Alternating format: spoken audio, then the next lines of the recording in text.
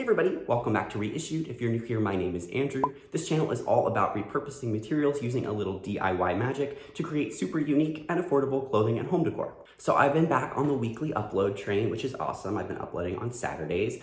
So I've been trying to kind of plan out everything in advance as I go and kind of create a schedule about which videos I want to roll out when, especially with my home renovation going on, that kind of has a specific timeline. However, sometimes life doesn't go according to plan and other videos pop up. So I'm scrolling on Instagram last week and I see that this new collection from Kanye West Yeezy with Gap dropped.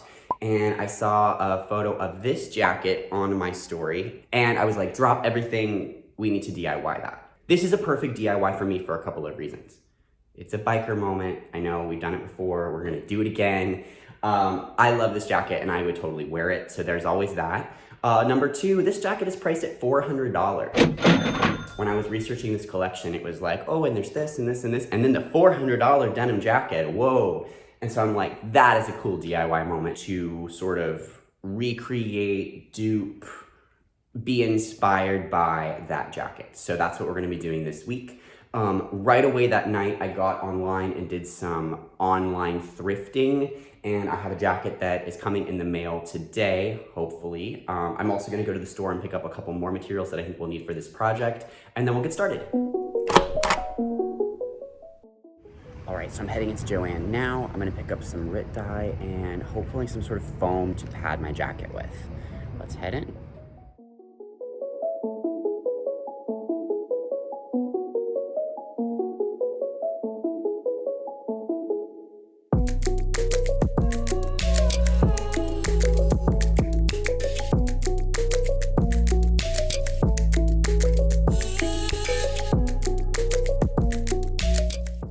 So Joann was amazing. They had exactly what I needed. Everyone was super friendly. I used a coupon. I used a gift card. I am high on life right now. So it's the next day. My jacket, in fact, did not arrive yesterday. But it's okay because I have a couple of tests I need to run before we get started anyway. So let's start with a little materials roll call of sorts. So first we need our jacket, which I don't have yet, but I'm gonna be using some of these old jeans as a test sample. I think it's a pretty similar color and weight. I have this that I picked up at Joann's. This is, I think, a 1/4 inch foam that has fusible interfacing on both sides.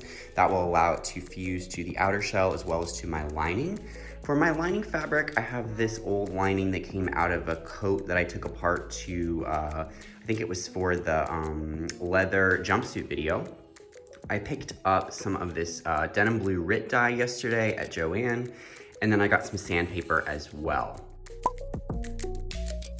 I think the trickiest part of this project is going to be the distressing. Usually when I create something out of denim, I really try to work with the existing seams to keep whatever distressing is there already, if that makes sense. However, in this case, when we add the details onto the jacket, you'll notice in the picture, if you look up close, that the darkest parts are like where the seam is, like the shadows kind of, and then they're sort of highlighted on the top where the foam is. So I considered picking up a darker jacket and then distressing the whole thing, but I think that would have taken forever and been a little bit tricky with the lining already being in. So my plan here is to draw the lines where the stitching is gonna go, paint on the dye right around that area, and then once I sew everything together, hit the highlights with the sandpaper so that it won't make a mess on my lining and my foam and everything. I drew some circles on my scrap denim with a pencil to create a test sample for my materials. I set up outside to test the dye. Referencing the instructions on the bottle, I added a little bit of dye to a little bit of hot water. Clearly no exact measurements were done here, but I also just needed the tiniest bit of dye. It's not like I need to submerge the whole garment. I started painting around my circles with the dye. Right away, I noticed that it wanted to bleed a lot more than I'm used to with paint. I found that I had a lot more control when I tapped off the excess water in the brush each time I dipped. This way, I was much more able to pinpoint where the dye went.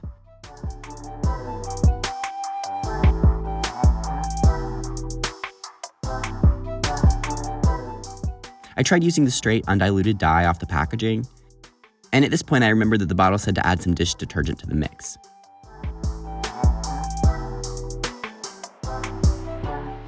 Finally, I decided to add more dye to the mix to see if more saturation would work better.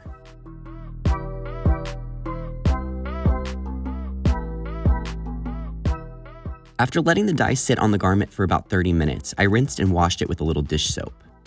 I think it said a mild detergent, so this should work okay. Dye experts everywhere are probably cringing at this whole process.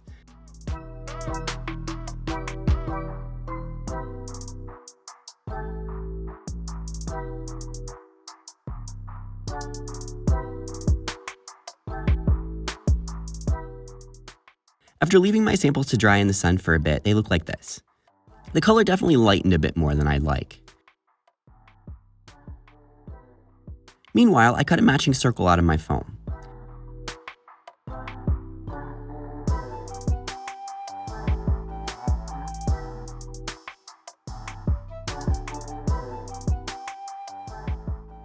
Then I placed it over some wax paper and added my best denim circle on top. I adjusted the placement by feeling around the edges with my fingers until the edge of the foam and the dye circle matched up. I gently pressed my iron, set it a wool setting with lots of steam, over my circle. I don't want to go too hard with the iron until I have the lining fabric underneath, but I want it to stick well enough so that I can flip it over to place the lining fabric. I feel like sandwiching the foam between the two simultaneously will be next to impossible on my actual jacket. I flip over the foam, add the lining, and press.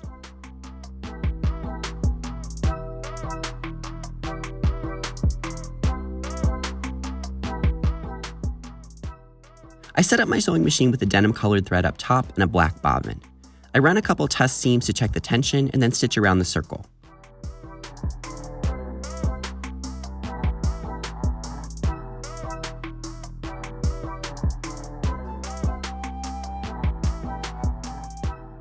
As a final test step, I run my 220 grit sandpaper over the high points of the fabric to make those areas appear more highlighted.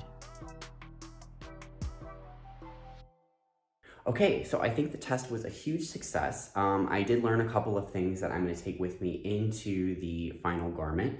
Number one, when I apply the dye, I want to be sure that it stays outside the lines that I draw, so it really feels like a shadow. Sandpaper can help clean that up a little bit afterward, but I kind of want to sand as little as possible, just because it does kind of tear up the fabric, which is not surprising, but what can you do? And number two, I need to redraw the lines with the pencil before I go in and sew.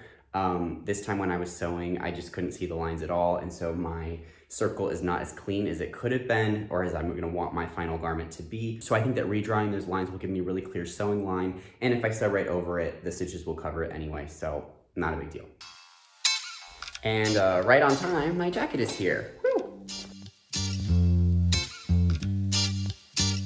So I'm gonna go ahead and give myself a 10 out of 10 on my online shopping skills on this one. It's kind of perfect for what I need. I was a little bit concerned that it was gonna be overly baggy at the bottom, but it's actually like cut in a little bit more than I thought. But it does have that room up at the shoulders and across the chest. That was one thing I noticed in the original jacket. It really has that kind of width across the front. So when you put the padding in, it kind of like beefs up the shoulder a little bit and really gives that kind of like angular shape. And the sleeves are long enough, the length is good, the color's perfect. We're just winning all around here. Now I get to work cutting the patterns for all of the various pads on the jacket. I reference the original jacket a lot and pay close attention to how the pads line up with landmarks on the garment and with each other. I also pay attention to the proportion of the pads in relationship to each other, which ones are the same width, which ones get slightly smaller with each row. I also keep in mind that these are mostly angular shapes with rounded corners, so the curves feel less intimidating. This just took a lot of trial and error.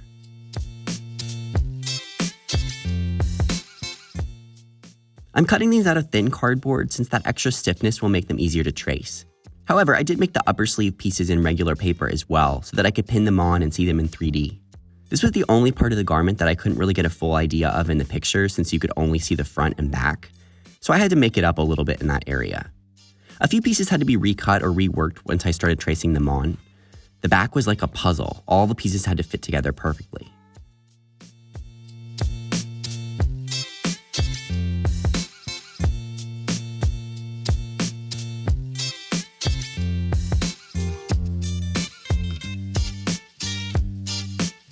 So as is almost always the case, I am wildly optimistic when it comes to underestimating how much a project is going to involve. So I have drawn on some key areas here where my foam pads are gonna go. This is gonna be way easier to draw on when everything is laying flat, but I just wanted to be sure that in some key areas, especially the sleeve, having those pinned on there, because once this comes apart, it's gonna be very hard to tell where things should be placed. So I have a good enough idea there. Didn't do much on the center back because that placement's pretty self-explanatory. Same on the back of the sleeve. Now the real kicker here is that I basically have to take the entire jacket apart because so many pieces are gonna have to be lined to accommodate the foam. You know, I was thinking it was gonna be, oh, just the back and the front yoke and the sleeves, but that really means every collar, every cuff, everything has to come apart, which is just a little sad. I really like this jacket. My hope is that because this is sort of a Humpty Dumpty situation, we'll take it apart, put it back together, that it will sort of naturally want to go back together. Usually when I take things apart, I like put them back together in a new way. And this is literally gonna go back exactly the same way plus a liner. So I don't know, we'll see. So tonight I am gonna seam rip until my fingers fall off. I'm not gonna bring you with me for that part because it's gonna be really boring and no one wants to see any seam ripping. It's a new day. I took apart the jacket last night, and when I say took apart, it is still technically in one piece, but I opened up all the seams where the liner will have to be inserted and left together everything else. Partly because that means less work for putting it back together, and partly because the way that the jacket was sewn is really strong, and so I feel like when I put it back together, I don't have the same kind of like thick thread and heavy duty sewing machine that this jacket was made with, so I want to keep as much of that strength intact as possible. So the next step here is to trace all of the liner pieces and cut those out so I have those ready to go, and then we'll continue with drawing on the lines and then dyeing. Cutting out the liner was a little trickier than I expected. The back panel and front chest panels were easy enough. I cut those out of the leather coat liner I saved from the leather jumpsuit video. I left a healthy amount of extra for seam allowance and potential error. I had hoped that I would have enough room on the sides to cut the sleeves, but alas, I did not. So I dug back into my stock box and found this old dress liner that would work just fine. Not taking the whole jacket apart was great in theory, but it made things much more difficult when it came to anything involving the liner, especially the sleeves. Wow, this was so frustrating. I wanted the dart in the existing dress line to line up with the seam in my jacket so that I could open up the dart of the sleeve opening and have enough fabric to turn it under later. After much fabric wrestling, I finally got everything to line up and was able to cut out the sleeves.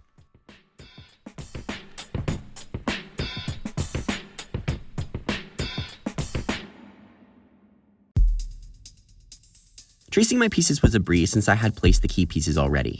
The only place that was a little unexpected was one of the top shoulder pieces. It fit perfectly on one side but was too long on the other side. I guess the jacket was a little asymmetrical across the shoulders.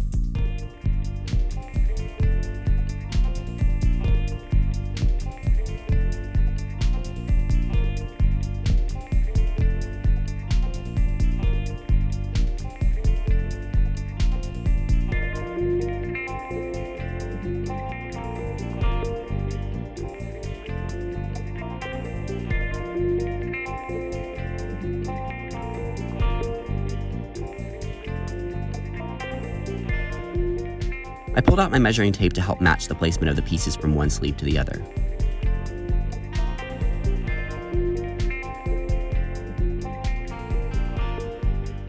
I reheated the same dye mix that I tested with and added a bit more dye and soap. I definitely could handle a bit more saturation based on the test. I was super careful this time to paint the dye right along the lines. Again, I pressed most of the water off the brush each time between dipping and painting, but this time I touched only the tip of the brush very lightly along the line. That way I could keep the line of contact as thin as possible since it would bleed out and widen a bit. This was pretty nerve-wracking. I kept some plain water on hand so that I could blend out any brush strokes, blotchy sections, or mistakes. I sprayed the whole thing with water to allow the lines to bleed out a little bit. They were mostly dry at this point anyway since the sun was so hot, but I like to think it softened them up a little. With the area wet, I added some shadows to the top of the pad areas and a few places in between. I would get the area really wet with my water, which was pretty blue at this point, being sure to leave a little space near the line where the highlight would go. Then I dipped into the dye, wiped most of it off, and then applied it to the center of my pad areas. I quickly doused the area with more water to help it blend. I don't want this to have any hard lines.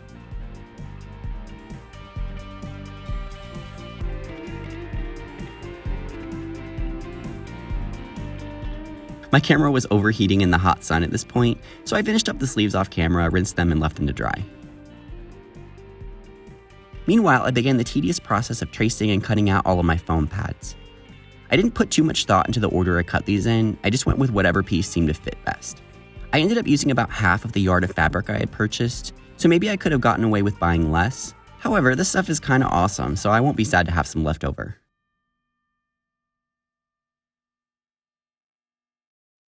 Back outside to finish up the dye.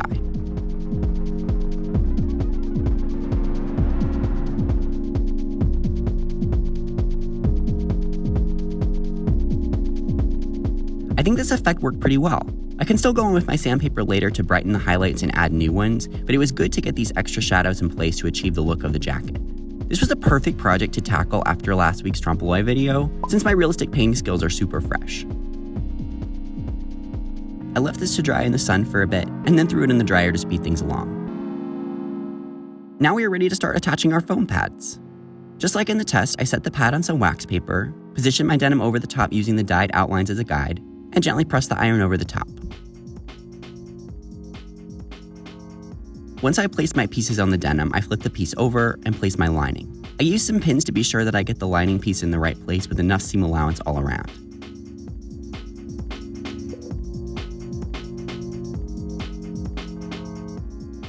Now I iron that down.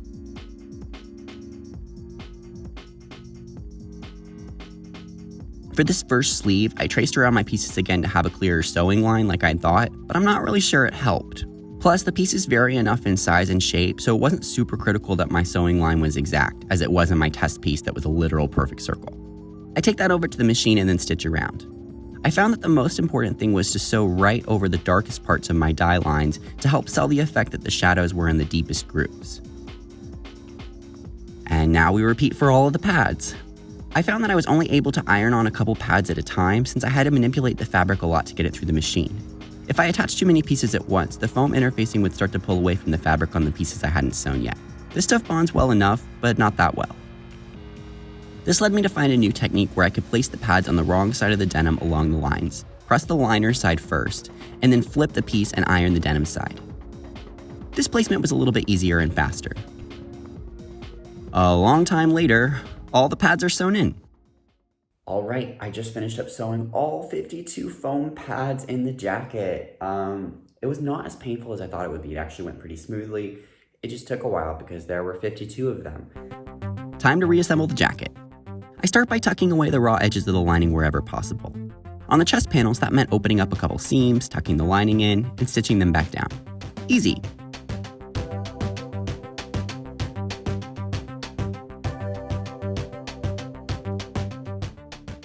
On the sleeves, I had strategically placed that dart where the lower sleeve splits, so I was able to open the dart, cut it in two, and tuck the edges under the denim edges.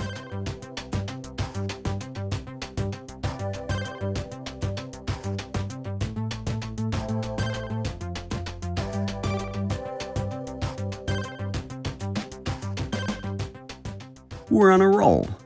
Or so I thought. I was hoping this would be the easy part, but instead I found it to be the toughest part. In my mind, I was just going to sew the denim shell back together and sew the lining pieces together and then insert the liner like I would in a normal garment. But our lining is already attached everywhere, so I wouldn't be able to turn it. Crap. At the shoulder, I had to cut down the excess seam allowance and roll the lining up in with the denim seam. It took me a minute to get the hang of overlapping all the seam allowances and rolling them together. Raw edges kept wanting to pop out and pins were bending like crazy. Finally, I was able to pin it down, literally, and run it through the machine along the line closest to the edge along the top. Then I could readjust some areas on the inside and sew along the other line.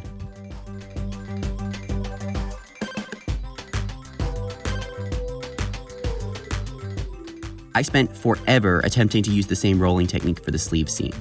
However, it was just impossible. I was so close to having a sewing project that didn't turn into a horrible nightmare at some point. Instead, I sewed the lining pieces right sides together and then rolled the denim shell pieces back together separately. Here, the lining and shell were detached enough for me to be able to sew the shell without catching the lining. It was still tough to get the sleeve through the machine, tough but doable.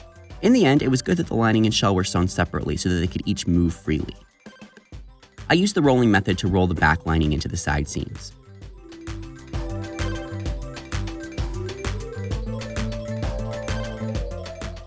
Now for the armholes. I put the jacket inside out on my form and pinned the seam allowances wrong sides together since this was my only option. I tried to sew this with my machine, but it was so difficult to feed it through and it came out looking really crappy. I then hand sewed some grosgrain ribbon I had on hand all the way around the armhole, folding it in half to cover the raw edges. This was the method that I used on my sleeping bag coat. Grosgrain to the rescue again. I had to reposition some of this after I tried it on, since my crappy machine seams had caught too much of the lining fabric and was making the outer sleeves bunch up. I was so frustrated at this point, but I powered through by ripping out and resewing where necessary. So close! I finished everything off by tucking the lining in and resewing the cuffs, the back waistband, and the collar.